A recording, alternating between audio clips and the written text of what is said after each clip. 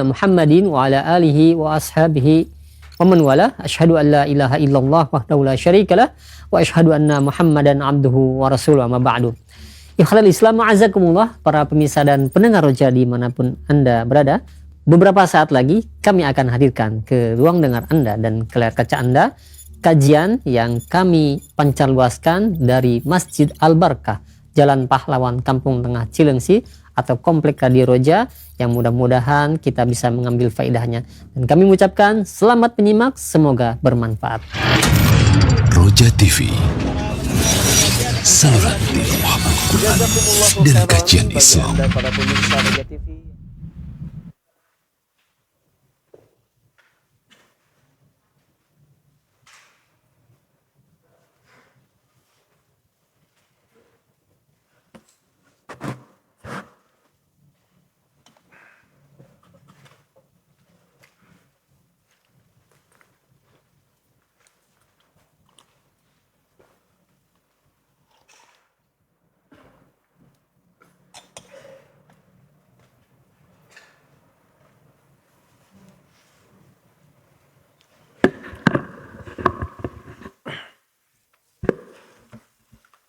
Alhamdulillah, wassalatu wassalamu ala rasulillah nabiyina Muhammadin wa ala alihi wa sahbihi wa man wala wa asyhadu an la ilaha illallah wahdahu la syarika lah wa asyhadu anna Muhammadan abduhu wa rasuluh. Qala Allah Ta'ala fi kitabihil karim, ya ayyuhalladzina amanu taqullaha haqqa tuqatih wala tamutunna illa wa antum muslimun, amma ba'd. Kita akan saudara seiman masih membahas bab yang ke-22, yaitu iqtida'ul asma' was sifat li athariha min al-ubudiyyati lillah. Pengaruh nama dan sifat Allah terhadap ibadah ubudiyah kepada Allah Subhanahu wa taala. Kata beliau, wa idza alima al-'abdu bi adlillahi wa intiqamihi wa ghadabihi wa sakhatihi wa 'uqubatihi fa inna hadha yuthmiru lahu al-khashyah wal khawf wal hadar wal bu'da an masakhitir rabb. Dan apabila seorang hamba yakin tahu tentang bagaimana keadilan Allah dan bagaimana Allah membalas dendam dan bagaimana Allah murka dan marah dan memberikan sanksi, maka keyakinan ini, kata beliau, membuahkan rasa takut kepada Allah dan berusaha untuk menjauhi segala sesuatu yang bisa membuat Allah murka. Nah, ini merupakan buah yang luar biasa ketika kita yakin Allah itu adil. Keadilan Allah Subhanahu wa taala itu disesuaikan dengan ilmu Allah. Dan ilmu Allah itu sempurna. Sedangkan manusia ilmunya kurang. Makanya terkadang manusia karena kurang ilmu suka menganggap Allah nggak adil. Padahal banyak perkara yang manusia tidak tahu. Makanya kewajiban kita yakin Allah itu Maha Adil.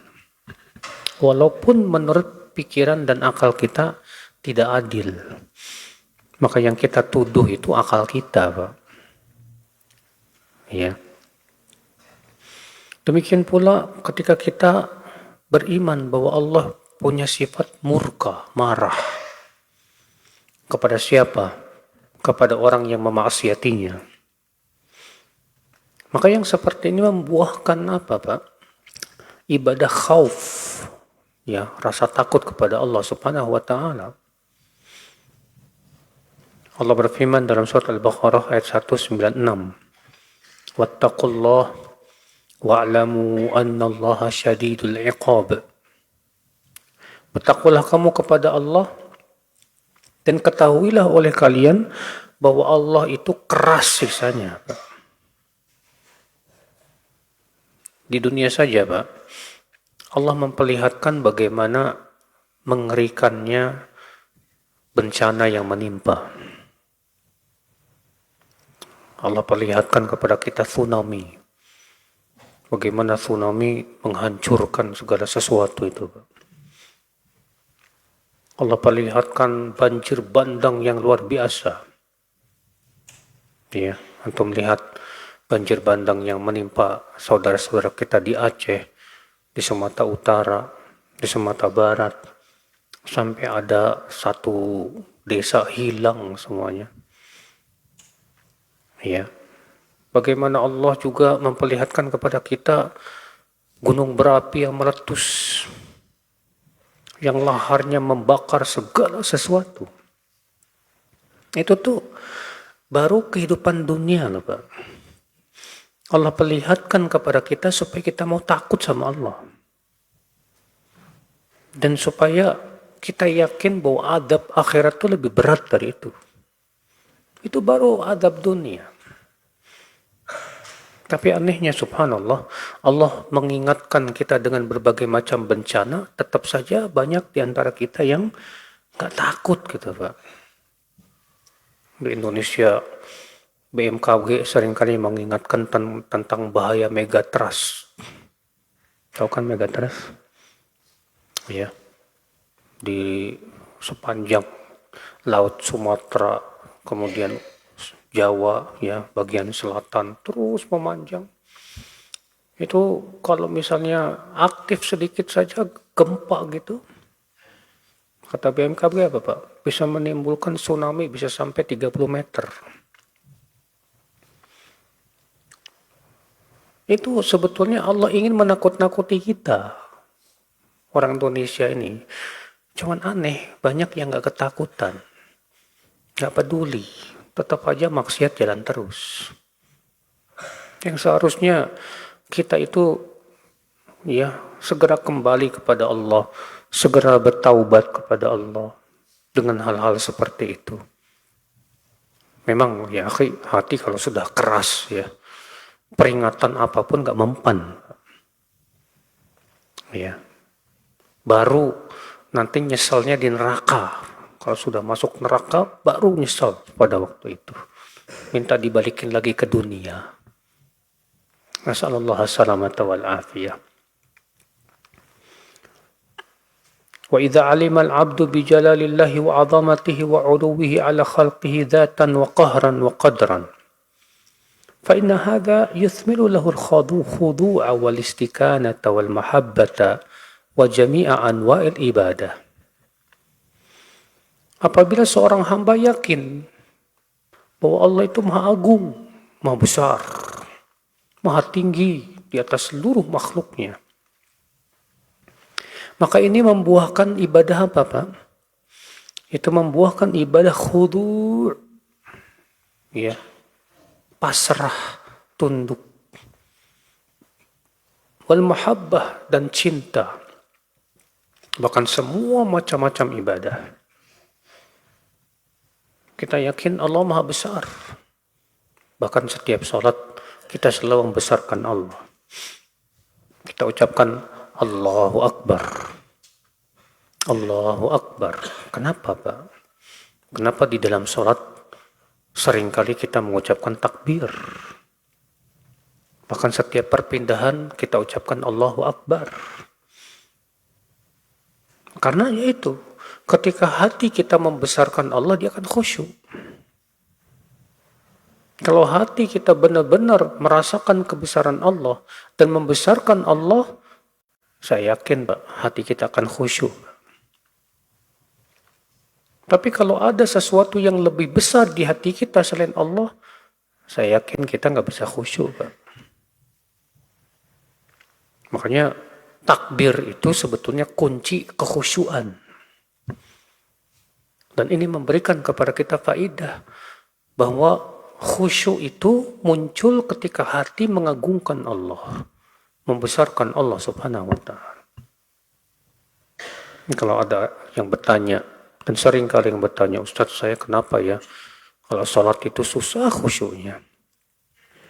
Kita katakan, iya, karena hatimu sudah tidak mengagungkan Allah lagi. Atau kurang pengagungannya kepada Allah. Kalau kamu mengagungkan Allah dengan seagung-agungnya, kamu pasti takut dan khusyuk kepada Allah Subhanahu wa Ta'ala. Masalahnya hati kamu ya disibukkan dengan urusan dunia saja. Game dan permainan dan yang lainnya. Akhirnya apa yang terjadi? Kekhusyuan juga jadi susah, Pak. Ya. Allah Ta'ala berfirman, "Dzalika bi anna Allah huwal haqq wa anna ma yad'una min dunihi huwal batil wa anna Allah huwal aliyyul kabir." Yang demikian itu dikarenakan bahwasanya Allah itu al-haq dan bahwasanya yang mereka seru selain Allah itu batil dan bahwasanya Allah Maha tinggi lagi Maha besar. Kata Islam saudaraku seiman. Wa idza alima al-'abdu bi kamalillahi wa jamalihi aujaba lahu hadha mahabbatan khasatan wa syauqan 'aziman ila liqa'illah. Apabila seorang hamba yakin bahwa Allah itu maha sempurna, maha indah, dan keindahan Allah itu sangat sempurna sekali, maka ini kata beliau menimbulkan apa? Ibadah cinta. Ibadah rindu yang agung, ya, untuk bisa bertemu dengan Allah Subhanahu wa Ta'ala. Ya akhi, keindahan Allah itu terlihat dari ciptaannya, Pak. Kalau antum pernah pergi ke pantai misalnya, atau ke laut, ke gunung misalnya, melihat keindahan yang luar biasa itu, Pak. Saat matahari terbit, saat matahari terbenam, langit itu terlihat indah dengan warna-warninya yang luar biasa, keemasan. Seharusnya kita langsung ingat, penciptanya itu maha indah, pasti. Karena makhluk Allah itu ya memperlihatkan sifat penciptanya. Makhluk yang sangat indah menunjukkan bahwa penciptanya maha indah. Maka saat itu akhi, kita yakin Allah pasti indah. Indah ciptaannya, indah perbuatannya, indah takdir dan ketentuannya, indah syariatnya, perintah dan larangannya, semua indah. Ya. Maka kalau kita merasakan betapa indahnya perbuatan Allah itu. Kenapa? Karena perbuatan Allah tidak lepas dari hikmah dan keadilan. Maka kita, ya akhal Islam, akan menjadi hamba-hamba yang apa, Pak? Yang akan cinta kepada Allah Subhanahu wa Ta'ala. Karena kan kata para ulama, di antara sebab munculnya cinta itu kenapa, Pak? Karena ya yang kita cintai ini punya kelebihan dari sisi apa? Entah itu dari sisi akhlaknya misalnya. Atau karena yang kita sukai ini sesuatu yang indah misalnya. Nah, keindahan itu sebab yang menyebabkan hati kita jadi senang, jadi cinta. Dan Allah Maha indah. Zat Allah indah, perbuatan Allah indah, semuanya indah. Maka pada waktu itu ya akhwat Islam, disitulah harusnya kita mencintai Allah Subhanahu wa Ta'ala. Ya. Akhwat Islam, saudaraku seiman. Wa bihadza yu'lam anna al-'ubudiyyata bi jami'i anwa'iha raji'atun ila muqtadayatil asma'i was sifat. Maka dengan ini diketahui, kata beliau, bahwa penghambaan atau ibadah dengan seluruh macam-macamnya Itu semua Pak berasal dari keimanan terhadap nama dan sifat Allah Subhanahu wa taala. Makanya mengenal nama dan sifat Allah itu sesuatu yang sangat urgen, Pak. Asal menimbulkan ibadah. Kalian cuma sebatas ya hafal Asmaul Husna, Pak, tapi tidak menimbulkan ibadah, percuma. Karena yang diinginkan dari mengenal asma dan sifat Allah itu adalah menimbulkan apa? Ibadah. Antum hafal nama Allah Ar-Razzaq yang maha memberikan rezeki. Coba kita pikirkan kira-kira ibadah apa yang muncul dari nama tersebut. Iya. Allah maha pemberi rezeki. Berarti ibadah yang muncul di situ apa? Hah? Berharap. Yang kedua apa? Kalau kita yakin Allah Maha Pemberi rezeki, berarti ibadah yang muncul dari situ apa, Pak? Ya. Tawakal. Karena kita yakin Allah yang ngasih rezeki. Apalagi, Pak? Tegar. Ketika kita meninggalkan maksiat atau meninggalkan perkara yang haram, kita yakin Allah yang ngasih rezeki. Ketika kita tahu pekerjaan kita haram, kita langsung tinggalkan. Kenapa? Karena kita yakin Allah yang ngasih rezeki kok.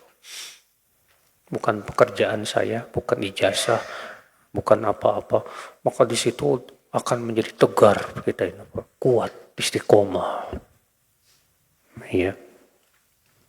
Qala al-Imam Abu Umar At-Talamanki, berkata al-Imam Abu Umar At-Talamanki, min tamamil ma'rifati bi asma'illahi wa ta'ala wa sifatihi allati yastahiqqu biha ad-da'i wal hafidh ma qala Rasulullah SAW al-ma'rifatu bil asma'i was sifat wa ma tadammana min al-fawaidi wa tadullu alaihi min al-haqa'iqi.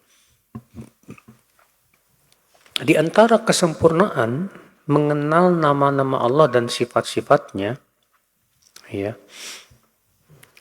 yaitu mengenal apa yang terkandung dari nama dan sifat itu berupa faidah-faidah dan hakikat yang ditunjukkan oleh nama dan sifat tersebut. Wa man lam ya'lam dzalik lam yakun 'aliman. Maka siapa yang tidak mengetahui tentang faidah apa yang bisa dihasilkan dari mengimani nama Allah, maka hakikatnya kata beliau, dia belum berilmu tentang makna-makna nama-nama Allah Subhanahu wa taala. Wala mustafidan bidzikriha. Berarti dia belum bisa mengambil apa sih faidah dari mengimani nama Allah Subhanahu wa taala. Ya. Nah ini saudaraku seiman. Kita masuk ke bab yang ke-23. Al-ilmu bi asma'illahi wa sifatih wa manhaju ahli sunnati fi dzalik. Berilmu tentang nama Allah dan sifatnya serta manhaj ahlu sunnah wal jamaah tentang asma wa sifat. Ikhwat Islam, saudaraku seiman. Telah kita sebutkan bahwa mengimani nama dan sifat Allah itu sesuatu yang sangat penting dalam kehidupan. Karena dengan seperti itulah akan sempurna ibadah kita kepada Allah Subhanahu wa taala. Kata beliau, "Inna min maqamati dini ar-rafiyah wa manazilihil 'aliyatil 'azimah al-ilmu bikamalir rabbil karim." Termasuk kedudukan agama yang tinggi, ya, dan agung, yaitu berilmu tentang kesempurnaan Allah Subhanahu wa taala. Wa ma yajibu lahu min sifatihil 'azimah wa asma'ihil husnal karimah. Dan apa yang wajib bagi Allah berupa sifat-sifat yang agung dan nama-nama Allah yang mulia yang ditunjukkan oleh Al-Quran dan Sunnah Rasulullah Sallallahu Alaihi Wasallam. Wallati athna biha ala nafsi wa athna alaihi biha abduhu wa rasuluh Muhammadun Sallallahu Alaihi Wasallam. Di mana Rasulullah SAW memuji Allah dengan nama-nama dan sifat tersebut. Ya. Bal inna hadzal ilma wal iman aslun min usuluddin. Bahkan ilmu tentang nama dan sifat Allah, mengimaninya adalah pokok-pokok agama. Bahkan rukun-rukun tauhid. Ya, bahkan itu dasar dari sebuah keyakinan. Naam, akhwal Islam. Karena tidak mungkin kita mengenal Allah kecuali dengan mengenal nama dan sifatnya. Siapa yang tidak kenal nama-nama dan sifat Allah, ia belum mengenal Allah. Kalau cuma sebatas beriman bahwa Allah pencipta langit dan bumi, ya orang musyrikin juga yakin tuh, Pak. Ya tidak. Ya, orang musyrikin kalau ditanya siapa yang menciptakan langit dan bumi? Allah. Kalau cuma sebatas mengenal itu, si orang musyrikin juga yakin. Tapi kan yang diinginkan adalah mengenal Allah sedalam-dalamnya. Di mana pengenalan itu memunculkan apa? Rasa cinta, rasa takut, rasa berharap, tawakal. Nah, itu tujuan daripada mengenal nama Allah Subhanahu wa taala. Walihada nadaballahu ibadahu hathahum waraghabahum fi mawatin katsirah. Oleh karena itu Allah menganjurkan hamba-hambanya ya untuk mengenal dan mempelajari asma, nama-nama ya dan sifat Allah Subhanahu wa taala. Tentunya dengan pengenalan yang benar, yang sahih. Ya.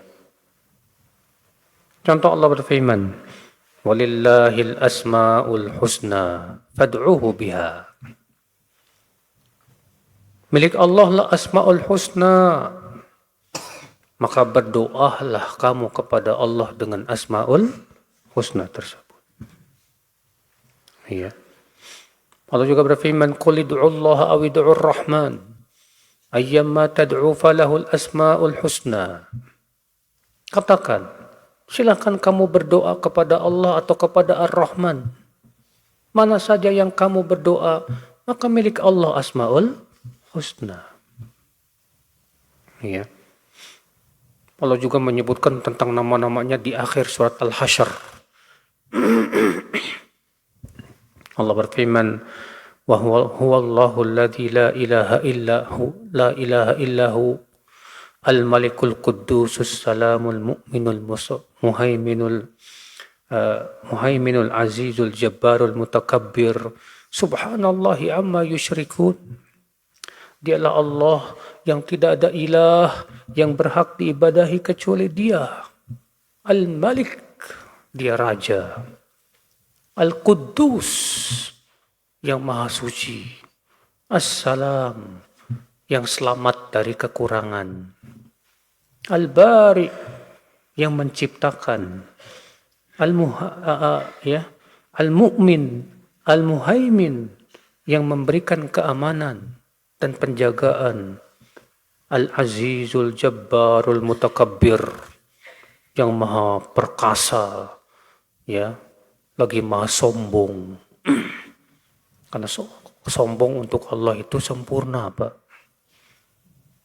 Ya, kalau sombong buat makhluk, ya, kalau sombong buat makhluk tercela. Ketika kita mendengar Allah maha sombong, kita terkadang di hati kita kan nggak suka sombong ya Pak ya. Yang namanya manusia itu fitrahnya nggak suka apa? Sombong. Tapi ingat, itu untuk makhluk ya Pak. Ketika kita mendengar Allah maha sombong, masa Allah sombong sih gitu. Kita katakan sombong bagi Allah kesempurnaan. Kalau sombong buat makhluk tercela. Kenapa? Karena makhluk nggak punya apa-apa. Tidak ada yang bisa disombongkan. Apa sih yang perlu disombongkan dari makhluk? Orang sombong tuh gara-gara apa, Pak? Hah? Orang sombong gara-gara apa?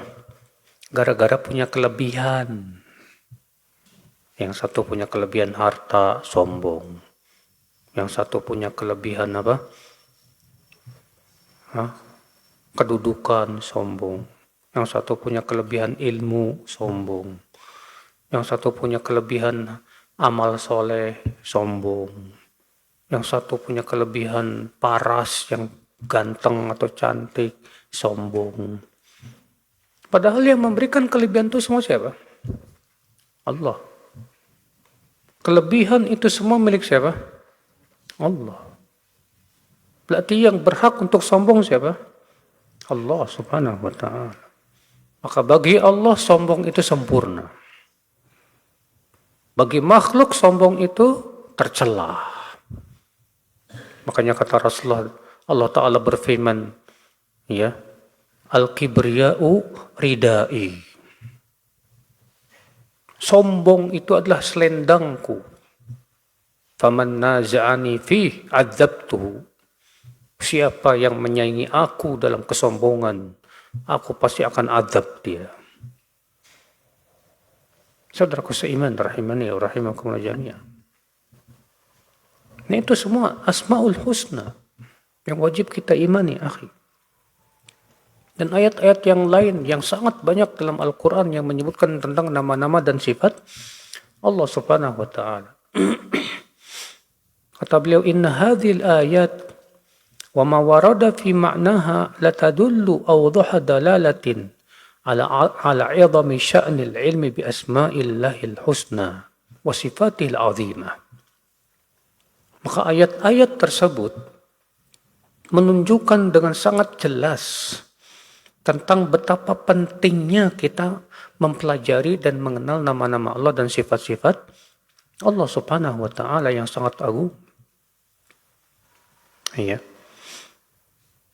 Berkata Ibnu Abdul Barr, "Laisa fil i'tiqadi kullihi fi sifatillahi wa asma'ihi illa ma ja'a bihi mansusan fi kitabillah aw sahha an Rasulullah sallallahu أو أجمعت عليه الأمة وما جاء من أخبار الأحد في ذلك كله أو نحو يسلم له ولا يناظر به." Tidak ada dalam keyakinan seluruhnya tentang sifat Allah dan nama-nama Allah kecuali harus sesuai dengan yang ada dalam Al-Quran. Demikian pula yang telah sahih dari Rasulullah Sallallahu Alaihi Wasallam dan yang menjadi ijma' seluruh ulama. Ya. Artinya Pak, keyakinan Ahlussunnah wal Jamaah tidak boleh menyifati Allah atau memberi nama kepada Allah kecuali kalau ada dalilnya. Makanya kata beliau, ya, asma'ur rabb wa sifatu tauqifiyah. Nama dan sifat Allah itu tauqifiyah.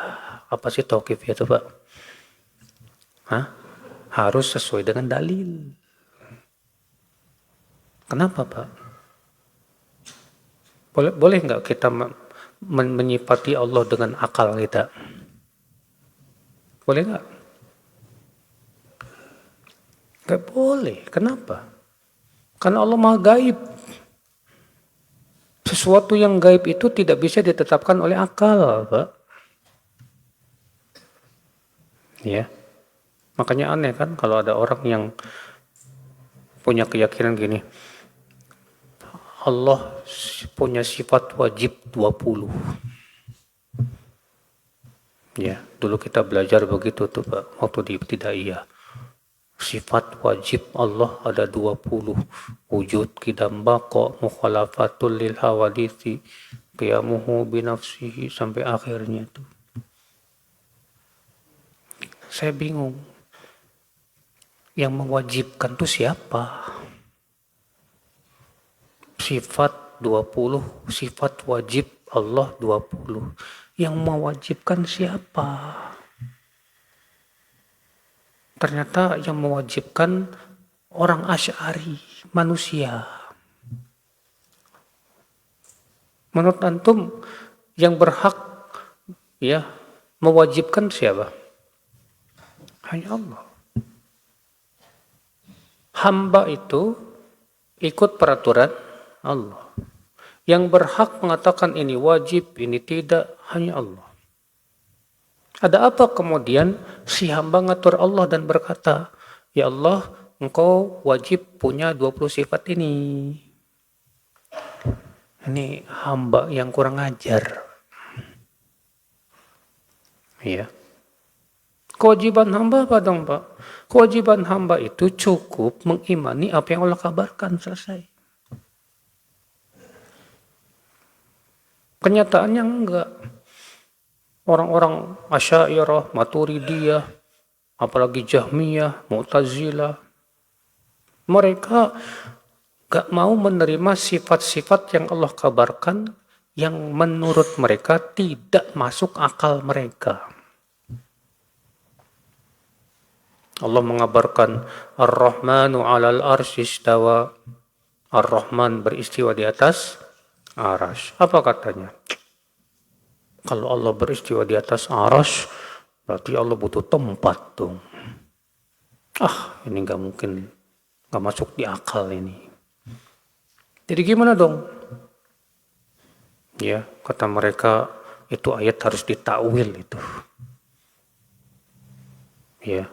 Oh berarti lahiriah ayat ini menurut kamu batil? Ya, kata ya. Sebagian mereka mengatakan iya. Jadi harus ditakwil. Jadi istawa di situ maknanya apa? Istaula, menguasai. Subhanallah. Padahal kan kewajiban hamba itu Pak, mengimani saja yang Allah kabarkan. Bukan kemudian menolak dengan akal. Setelah itu menafsirkan atau mentakwil Al-Quran sesuai dengan keinginan mereka, seenaknya. Ini bahaya, Pak. Selalu alasannya apa, Pak? Itu majaz, kiasan, itu kiasan. Bayangkan, Pak. Setiap dibacakan ayat-ayat sifat selalu bilangnya apa? Kiasan. Ketika kita bacakan inna anzalnahu fi lailatul qadar, sesungguhnya kami yang telah menurunkan Al-Quran di malam Lailatul Qadar. Ya, sesungguhnya kami, Allah tegas di situ mengatakan kami yang telah menurunkan Al-Quran di malam Lailatul Qadar. Dan menurunkan itu kan dari atas ke bawah. Apa kata mereka? Maksudnya kami di sini Jibril. Ya. Gak terima kalau Allah yang menurunkan. Karena kalau mereka punya keyakinan Allah menurunkan, berarti Allah berada di atas. Ketika Allah berfirman, ilaihi yas'adul kalimut thayyib wal amalus shalihu yarfa'uh. Kepada Allah lah naik kalimat-kalimat yang baik. Naik itu kemana, Mas? Ke atas kan? Ya. Maka mereka mengatakan, enggak mungkin. Kalau Allah berada di atas, berarti Allah butuh tempat. Berarti Allah berbentuk apa? Ya, jism. Dan yang lainnya. Jadi seakan-akan ya ayat-ayat itu yang tidak sesuai dengan akalnya apa, Pak? Itu semua lahiriahnya kufur. Semua harus dihukumi sama mereka apa? Majas, kiasan. Ya, akhi. Bayangkan, Pak, kalau antum ngomong sama orang, terus orang tersebut menganggap ucapan antum kiasan, gimana tuh, Pak? Antum bilang ke teman, kemarin saya pergi ke pasar. Terus teman antum bilang, ini jangan-jangan kiasan ini. Iya. Bapak antum bilang ke anaknya, beliin ayam ke pasar. Pulang-pulang bawa bebek. Ketika ditanya sama bapaknya, kenapa? Kan disuruh beli ayam. Yang saya pahami kiasan. Maksud ayam di sini bebek. Ya Allah. Kalau kita berbicara dengan manusia, Pak, dengan kiasan-kiasan, betapa susahnya manusia untuk memahami ucapan kita. Sementara Allah menurunkan Al-Quran, tujuannya untuk dipahami dengan mudah. Karena kalau dipahami dengan mudah, itu akan menjadi hujah untuk seluruh manusia. Rasulullah SAW orang yang paling fasih dan paling mampu untuk memahamkan kepada manusia. Kalau semua ucapan Rasul dianggap kiasan, berabe, Pak. Betapa sulitnya kita memahami sabda-sabda Rasulullah SAW. Saudaraku seiman, rahimani wa rahimakumullah jami'an. Ya. Nah itu Pak, orang-orang yang menolak sifat-sifat Allah Subhanahu wa taala itu selalu alasannya tadi kiasan. Akhirnya ketika mereka berdebat dengan orang-orang yang mengingkari hari akhirat, mengingkari surga dan neraka, maka para pengingkar surga dan neraka apa coba? Ayat-ayat tentang surga dan neraka itu kiasan. Ya. Loh, kata mereka, bagaimana kamu katakan itu kiasan? Surga ya surga, kita wajib imani sesuai dengan hakikatnya. Kata pengingkar, kalian pun juga mentakwil nama-nama dan sifat Allah. Dan kalian katakan itu kiasan, apa bedanya dengan ini? Kalau kamu bisa mentakwil tentang nama Allah dan sifatnya, maka kita pun bisa mentakwil tentang apa? Ya, surga dan nerakanya. Apa bedanya? Maka mereka diam karena mereka bingung, tidak bisa membedakan mana yang boleh ditakwil, mana yang tidak boleh takwil. Sebab kalau membuka pintu takwil, akhirnya semua harus ditakwil. Merusak. Saudaraku seiman rahimani wa rahimakumullah jami'an. Beda dengan Ahlussunnah. Kalau Ahlussunnah mengimani sesuai dengan yang ditunjukkan oleh Al-Quran dan hadis, ya, secara lahiriahnya sudah. Allah disebutkan dalam hadis Allah tertawa, ya sudah kita imani Allah tertawa. Bagaimana cara tertawanya hanya Allah yang tahu. Allah berfirman, bal yadahu mabsuutatan, justru dua tangan Allah terbuka. Ya sudah kita imani Allah punya dua tangan. Bagaimana bentuknya hanya Allah yang tahu. Mudah kan Pak? Mudah sekali. Cuma ya itu Pak, sekali lagi mereka ya menganggap katanya itu sama saja menyerupakan Allah dengan makhluk. Menyerupakan Allah dengan makhluk itu kalau kita katakan tangan Allah seperti tangan makhluk, itu baru menyerupakan Allah dengan makhluk. Adapun kita mengatakan tangan Allah tidak serupa dengan tangan makhluk, maka itu tidak menyerupakan Allah sama sekali. Ya. Kita lanjutkan saudara seiman.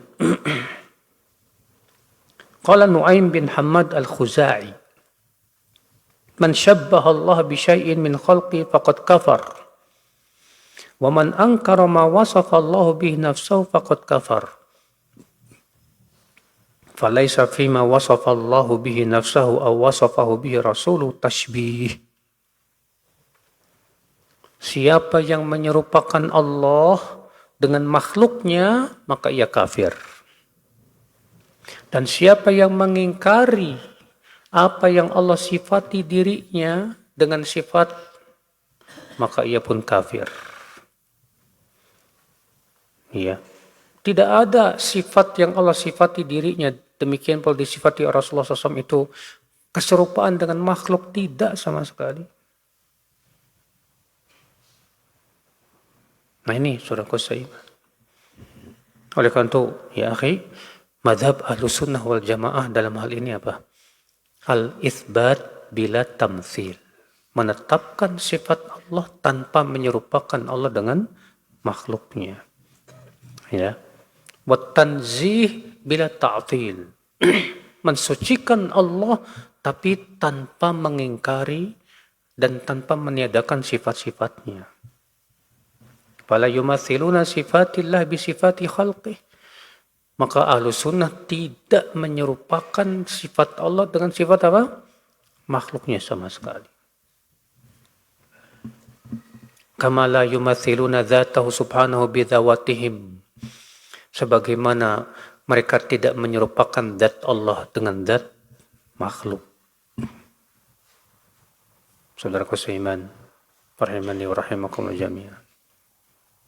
Nah, kaum Asy'ariyah ini, Pak, mereka mengimani sebagian sifat dan kafir kepada sifat yang lain.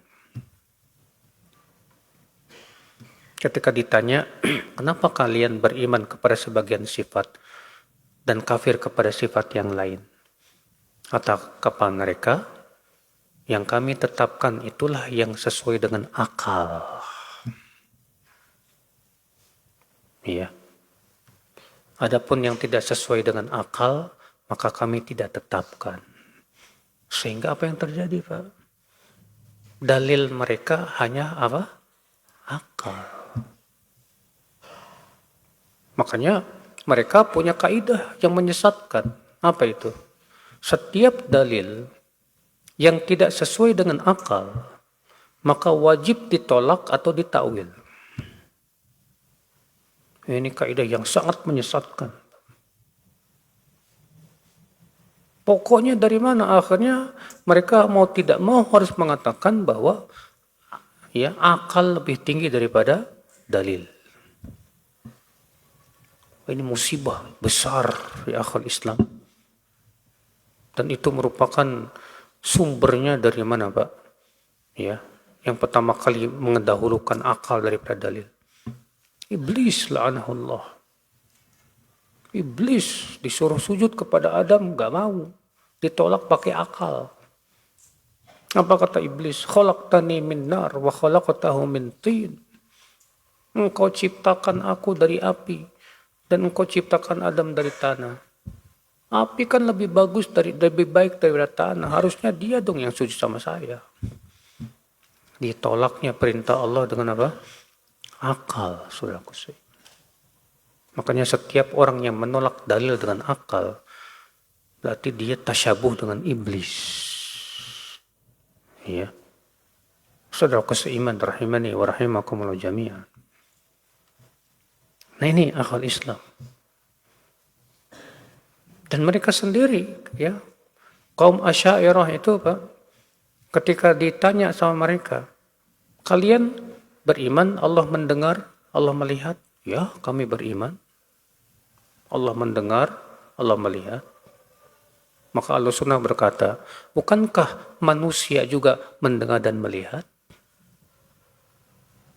Apa kata mereka, Pak? Oh, mendengarnya Allah dan melihatnya Allah tidak sama dengan mendengar dan melihatnya manusia. Kita katakan demikian pula marahnya Allah pun tidak sama dengan marahnya manusia. Tangannya Allah pun tidak sama dengan tangannya manusia.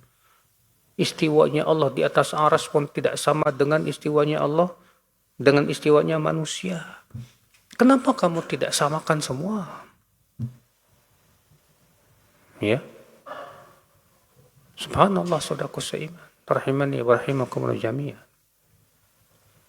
Kata beliau, al-wajib ala kulli muslim fi hadzal babil azim an yaqifa ma'a nususil kitab was sunnah duna ziyadatin aw nuqsan. Maka kewajiban setiap muslim dalam masalah ini yaitu betul-betul berhenti sesuai dengan ditunjukkan oleh Al-Quran dan Sunnah, tanpa menambah, tanpa mengurang.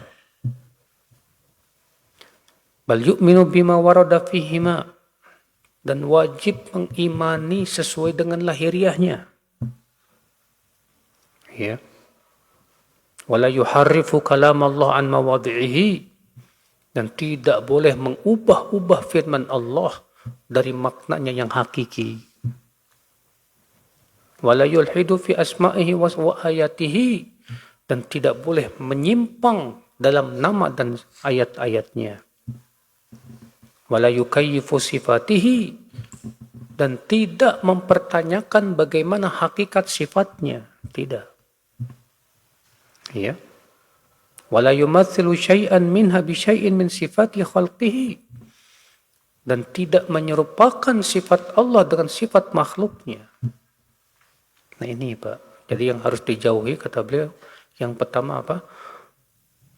Tahrif. Apa itu tahrif? Mengubah-ubah makna-makna ayat-ayat sifat. Itu namanya tahrif. Ya. Istawa diubah jadi istaula. Karena mereka tidak beriman Allah itu istiwa di atas arasy. Akhirnya mereka mengubah maknanya jadi apa? Istaula. Istaula artinya apa, Pak? Menguasai.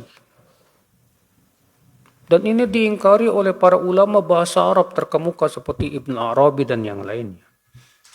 Kata mereka, tidak disebut istaula, kalau ada lawan yang kita kuasai. Sedangkan Allah tidak punya lawan. Bagaimana akan dikatakan istawa, maknanya istaula? Secara bahasa Arab saja itu nggak bisa, Pak, nggak masuk. Diingkari oleh para ulama bahasa Arab. Saudaraku seiman rahimani wa rahimakumullah jami'an. Ya. Bahkan secara wadaknya juga batil. Allah berfirman, Allahul ladzi khalaqas samawati wal ard fi sittati ayyamin tsumma istawa 'alal arsy. Allah yang telah menciptakan langit dan bumi dalam 6 hari, kemudian beristiwa di atas arsy. Kalau maknanya menguasai gimana, Pak? Allah yang menciptakan langit dan bumi dalam 6 hari, kemudian menguasai arsy. Apa yang antum pahami? Allah yang menciptakan langit dan bumi dalam 6 hari, kemudian menguasai arsy. Berarti ketika Allah menciptakan langit dan bumi, arsy belum dikuasai. Kata mereka apa? Oh enggak, sudah dikuasai. Kalau sudah dikuasai, kenapa harus Allah mengulangi? Kemudian menguasai arsy. Itu bertentangan dengan apa, Pak? Balaghatul Quran. Saudaraku seiman rahimani wa rahimakumullah jami'an. Ketika Allah menyifati perahunya Nabi Nuh, fastawat 'alal judi. Di situ dengan menggunakan kata-kata istawa ala juga. Maka kapal itu pun istawat 'alal judi. Ya, maknanya apa? Istawat 'alal judi, bertengger atau bersemayam di atas daratan, gunung Judi itu. Coba kamu tafsirkan istawa di sini dengan istaula. Maka perahu itu menguasai gunung Judi. Apa mungkin perahu disebut menguasai?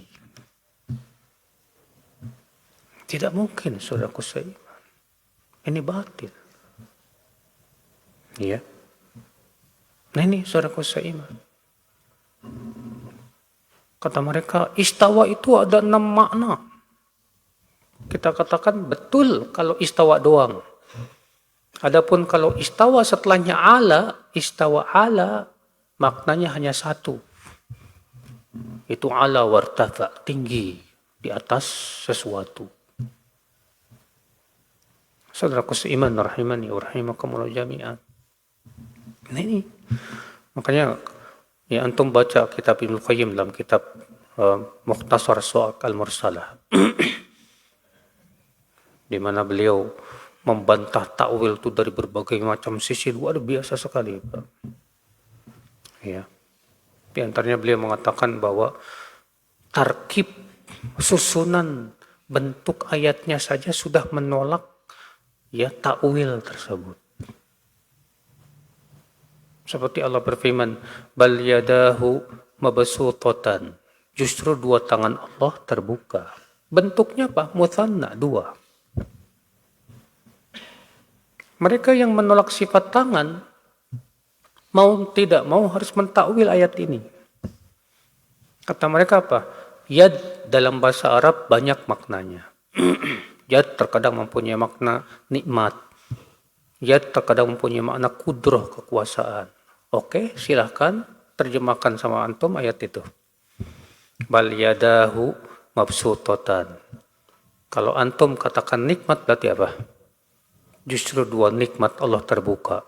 Nikmat Allah cuma dua? Nggak mungkin. Apalagi maknanya kudroh, kekuasaan Allah. Silahkan terjemahkan. Justru dua kekuasaan Allah terbuka. Mana mungkin? Kekuasaan Allah ada dua? Bentuk ayatnya sendiri menolak takwil-takwil itu semua, Pak. Ketika Allah menyebutkannya dengan dua mutsanna, maknanya cuma satu sudah, nggak ada yang lain. Maknanya hanya satu, yaitu tangan. Justru dua tangan Allah terbuka. Terlebih ayat ini siaknya dalam rangka membantah perkataan orang Yahudi yang mengatakan waqalatil yahud yadullahi maglulah. Berkata orang Yahudi, tangan Allah terbelenggu. Maka Allah bantah. Gullat aidihim walu'inu bima qalu. Justru tangan mereka lah yang terbelenggu dan mereka terlaknat dengan perucapan mereka itu. Lalu Allah mengatakan apa? Bal yadahu mabsutatan. Justru dua tangan Allah terbuka. Siaknya aja menunjukkan maksudnya tangan. Tidak ada makna lain. Ditakwil apapun nggak bisa, Pak. Tapi mereka tetap kekeh, maksain diri. Hanya karena nggak sesuai katanya dengan apa? Akal. Kalau Allah punya dua tangan berarti Allah terdiri dari anggota tubuh yang saling membutuhkan tuh. Jadi Allah disamakan kayak makhluk, Pak. Nah, ini yang musibah, Pak. Ya. Udah masuk isya belum? Baik, nah.